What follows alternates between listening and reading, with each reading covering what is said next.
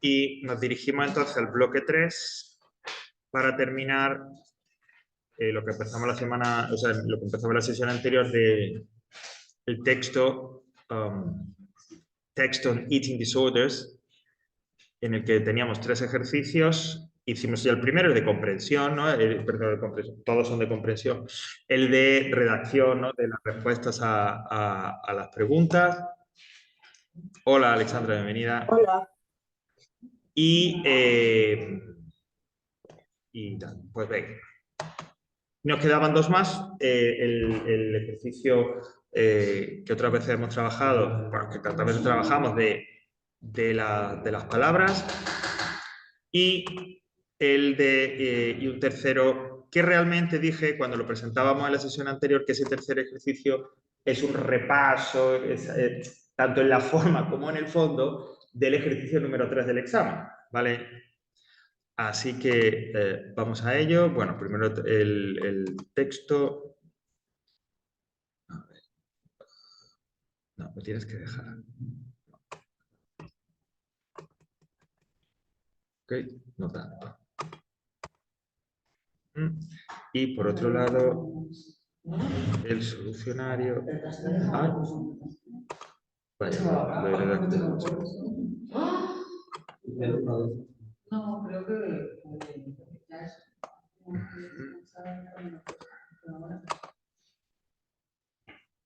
Vale, pues como siempre tenemos el solucionario y lo que es el texto. Vale, pues vamos con la segunda pregunta, que el segundo ejercicio, que es el que también nos vamos a encontrar, ¿no? Synonyms for the following words, etc. ¿Vale? Y aquí se especifica, como otra vez ha ocurrido, categoría gramatical y el párrafo, ¿no? Porque recordad que el sinónimo que yo encuentre en el texto tiene que ser mismo tipo de palabra y en la misma forma. Si son palabras invariables como un adjetivo o un adverbio, no hay problema.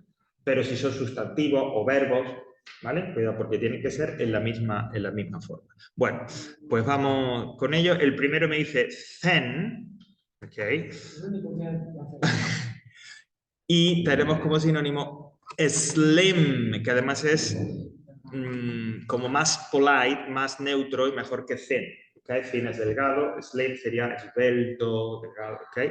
Y es como más polite, ¿no? En esto del lenguaje tan políticamente correcto y demás. So, thin, slim. El siguiente diría below, que es under. Below es por debajo, ¿vale? Pues igual, ¿no? Under, aproximadamente debajo de, ¿no? Es parecido. Overusing, abusing, ¿ok?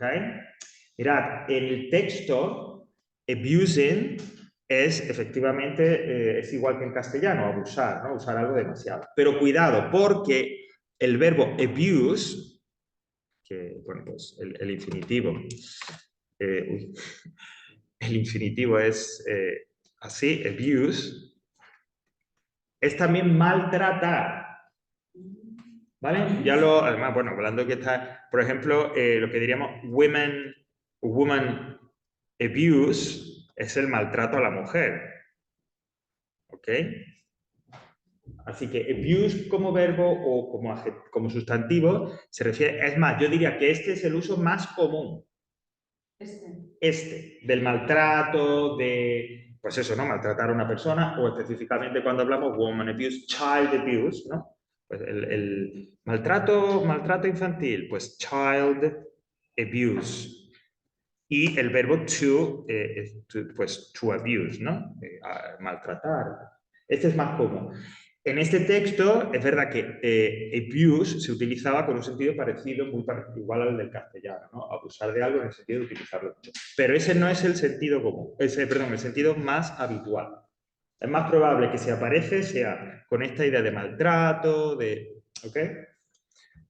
Y bueno, ya pues mira, nos sale. ¿Overusing este? Sí. ¿Eso qué significa? Usar en exceso. ¿Vale? Entonces, esa palabra overusing en este texto, concretamente, sí que abusing es sinónimo.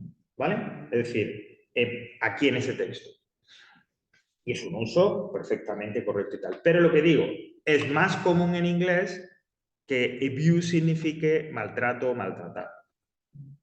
Vosotros pensáis que si hay una palabra que se parece mucho al castellano en inglés y tiene un significado parecido o igual a esa palabra en nuestro idioma, normalmente suele ser de un uso restringido o formal, ¿vale? Las palabras de origen latino en inglés se considera, normalmente tiene un registro bastante formal. Bastante formal. Vale. Pero con el to, ¿no? Poniendo el teo delante es como más, ¿no? To, no, en este caso, cuando ponemos el to, tú dices, pero con doble O. Sí. Ajá, demasiado. Sí, sí, to, la idea de to, o sea, por ejemplo, pues no sé, too easy, demasiado fácil. Eso es. Y normalmente con un sentido tiene una idea negativa, ¿eh? O sea, cuando dice, oh, this is too easy, ¿no? Como, no está bien que sea tan fácil, ¿vale? Ese to suele, cuando se utiliza como intensificador delante de una pérdida de un adjetivo, suele tener un significado, a ver, a veces más negativo que otro, pero no es algo como muy positivo. Como irónico, así como tirando la puntilla. A veces sí, exactamente. O sea, no es que, oh, it's too easy, como diciendo, qué bueno. No, no, it's too easy. Ok, great. Por lo tanto, en ese texto, overusing, abusing. Vale. El siguiente, no recuerdo cuál es la original, es remains, la palabra, stays. Ok. To stay es permanecer o quedarse en un sitio. El verbo to remain también significa lo mismo. ¿Vale? Es quizá un poquito más formal, menos común, pero aparece también, ¿vale? Remain. ¿Ok? Permanecer o quedarse. To stay o to remain. Como aparecía con ese del present simple, pues igual, remains. Almost, que es casi, o nearly, ¿ok? Nearly, también, que nearly pues es común también, ¿vale? No es algo... Y por último, in the right way, de la manera correcta, adecuada, pues properly. Como un adverbio, properly. Adecuadamente, correctamente, ¿vale? Eso es lo que significa properly. ¿Os acordáis cuando Don Limpio era Mr. Proper? Bueno, pues Mr. Proper... Mr. Proper... Es también casi. Almost y nearly es casi. Significa exactamente lo mismo. Digo que Mr. Proper se llamaba así porque era el señor, a ver, se puede traducir el señor, pues eso, ¿no? Limpio, correcto, adecuado, que lo hace bien. Porque eso es lo que significa el adjetivo, y de ese adjetivo proper sale properly. ¿Vale? Como Mr. Bean. ¿Cómo? Como Mr. Bean. Mr. Bean, pero Mr. Bean no era muy proper, ¿eh? O sea, Mr. Bean era un poquito... ¿En el camino correcto? In the right way significa de la forma correcta, porque way es camino, pero también es forma. Yo me he puesto Oh, appropriately. Dime dónde... Está en la tercera línea empezando por abajo, me parece. A ver, dice... Oh, appropriate. Si hubiera puesto appropriately, hubiera sido correcto, porque appropriate es un adjetivo y lo que te pedía el ejercicio era un adverbio. Si hubiera sido appropriately, que existe, es decir, terminado ly, entonces sí hubiera sido correcto. ¿Vale? That's right. Ok. Y vamos con el último. La última, de las palabras in the right way. Entonces, a way significa camino, pero también es forma. ¿Ok? The way of doing something es la forma de hacer algo, ¿no? Way, insisto, es camino, pero también es muy habitual que se utilice como una manera o una forma de hacer algo. Y the right way es la forma correcta de... ¿Okay? Vale, y ese es el ejercicio, complete the following sentences with the appropriate word or words, como digo, en el que reproduce exactamente tal cual puede ser el ejercicio número 3. ¿Vale? Como no pongan algo aquí. Como no pongan algo aquí. Sí. Bueno, a ver, yo como siempre, en mi afán de ayudar, me he ido a la versión extrema. ¿Vale? La versión extrema... Para Bueno, claro, yo siempre como, o sea, en correspondencia al cariño y afecto, pues yo también lo devuelvo en forma... Lo mejor para nosotros, ¿no? Claro, siempre, siempre. Yo siempre. Entonces, claro, que esta versión extrema porque no hay ninguna, es decir, no hay ninguna palabra dentro de paréntesis. En el examen no va a ser así, ¿vale? No digo que todas tengan palabra entre paréntesis, pero desde luego no van a ser todas así, ¿vale? Porque desde luego es la forma más complicada, ¿no? En cualquier caso, si nos lo ponen así, algo tiene que haber en la frase, y ese algo lo tendremos que reconocer nosotros, que te acerque o que te diga de forma, si no muy clara, bastante cercana, qué es lo que tienes que utilizar aquí, ¿no? El ejercicio número 3 consiste siempre en eso, leer la frase, tanto si hay palabras entre paréntesis como si no, determinar qué me preguntan aquí. ¿Me preguntan un tiempo verbal? ¿Me preguntan pues, por un relativo? ¿Me preguntan por una condicional? ¿Por un adjetivo? ¿Me hace falta una preposición? ¿Qué tengo que poner aquí? Y entonces, eso es lo primero que yo tengo que identificar después de la lectura de la frase. ¿Qué me piden aquí? Y hay algo, a veces muy claro, otras a lo mejor no tan claro, pero tampoco súper escondido, hay algo que te dice aquí en la frase que te dice hacia dónde tienes que tirar, ¿vale? Fijaos en la primera, dice Melvin left if doctors had treated him earlier. Antes de decir que pongo qué gramática te están preguntando aquí. Y hay una pista muy evidente en la frase. Ha vivido. Del pasado, Pero ¿qué punto de la gramática? Ah, sí. No, o fue tratado. No, nada. ¿Qué tenéis ahí? Fijaos, estoy comentando, en la frase hay algo, una pista que te guía. Conditionals, claro, tenéis una oración condicional if. Ok, entonces inmediatamente uno dice, jope, pues es una oración condicional, yo ya sé que las oraciones condicionales son combinaciones de tiempo, etcétera. A ver qué tiempo hay ahí un poco, porque me da la condicional completa, la del if. Entonces, pues me voy a fijar ahí porque esa es la pista para saber cómo completar el hueco. Si yo leo, if doctors had treated him earlier, y veo que en la oración del if yo tengo el past perfect, had treated, eso quiere decir que es un tercer condicional y que en la primera necesitaré would have y el participio, que curiosamente ya me lo dan, left. Entonces sería Melvin would have left if doctors had treated him earlier. Melvin hubiera sobrevivido. Vale, y yo me voy al solucionario y dice would have left. ¿Ok?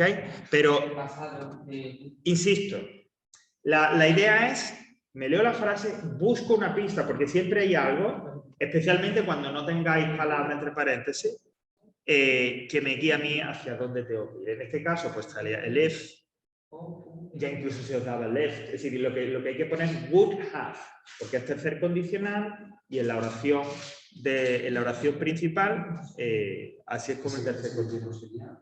Would have más el participio. Sería como lo que llaman malamente, aunque porque no es exactamente así, un condicional perfecto. Habría vivido, so would have más un participio. ¿Vale? Vamos con la siguiente. Igual, leo y busco pista. She's the girl who, from anorexia at this moment. A ver, aquí qué gramática me están preguntando. Bueno, aquí tengo varias cosas. Por un lado está at this moment. Entonces eso ya me guía a que está ahora, es decir, a algo continuo. Encima lo han metido dentro de una oración de relativo. Who. Ella es la chica que... ¿Vale? Ok, pues si es continuo... Claro, ¿cómo completaría ahí eso? Porque yo tengo que utilizar un tiempo correcto y además tengo que meterle un verbo. ¿Qué pondríais ahí? Porque puede haber a lo mejor... En su momento pone is suffering. Sufre de, is suffering from anorexia. Lo que pasa es que... ¿Ok?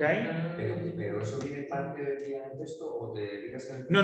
A ver. No, esto es una historia rural. Esto es aprovechando que el usuario que pasa por Valladolid, pues yo meto estos ejercicios para practicar la actividad número 3 del examen, ¿vale? Vale, pero que no, que así no... No, esto no tiene que ver directamente con el... Claro, exactamente, ¿vale? Para ir tal, ¿no? Sí. She's the girl who is suffering from anorexia. En este caso concreto, sí nos podía servir el texto para saber que sufrir de es suffer from, ¿vale? Pero la idea es que yo tengo que completarlo con un tiempo continuo y entonces quedaría, como digo, she is the girl who is suffering from anorexia, ¿ok? Entonces, lo que me están pidiendo es un presente continuo, ¿no? Que es at this moment, ¿vale?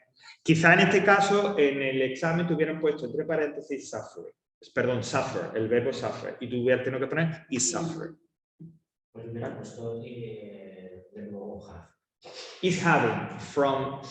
Claro, lo que pasa es que es muy específico, por eso digo que quizás lo hubieran puesto, porque es demasiado específico, hubieran puesto entre paréntesis suffer, porque claro, hay que tener muy claro que es suffer from y tal, ¿no? Pero lo importante, lo de al poner at this moment, el present continuous. ¿Vale? Vale. La siguiente. She has, hueco, diagnosed with anorexia by the best doctor in town.